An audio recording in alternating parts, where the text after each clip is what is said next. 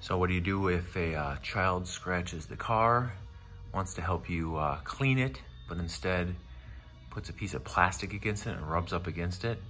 Well, I'm gonna try and get it out with a blue pad. It might not be aggressive enough to get this out with the blue pad, but I'm gonna try. And I'm just gonna try and use some standard compound instead of actually using some more abrasive stuff. So I always wanna try and get something out as easy as possible and go from there if I have to. But that's what I'm dealing with right there. So we'll find out. All right, so I already went over it once. It looks pretty good. I don't even really see it, but I haven't wiped it clean either. So this is how I put it on. I put it all over in little bits so that it's all wet everywhere, not just big globs in one spot. So you can also moisten this just a hair, but if you put a lot on like this, it's gonna be pretty wet. So, but ideally you do this with one or with two hands, but this is what it should be like basically. Let's see if we can get this thing.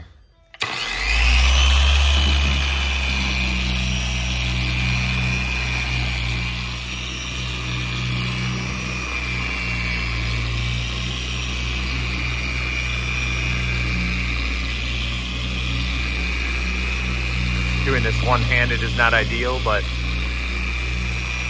it's not too bad.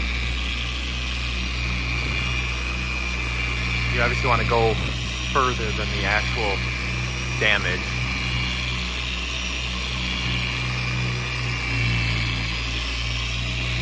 Don't press any harder than you have to.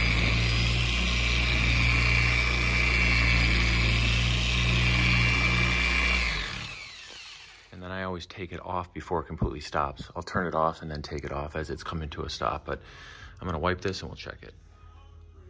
Okay, so it is out completely. So there is no scratch left anymore.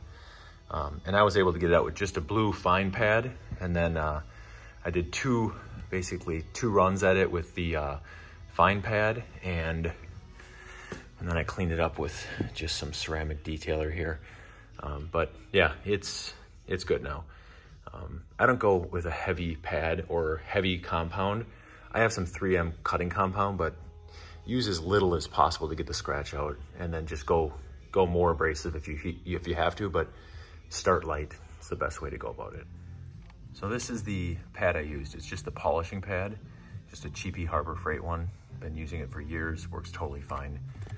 I should say I've been using this pad, not this exact pad, but anyway.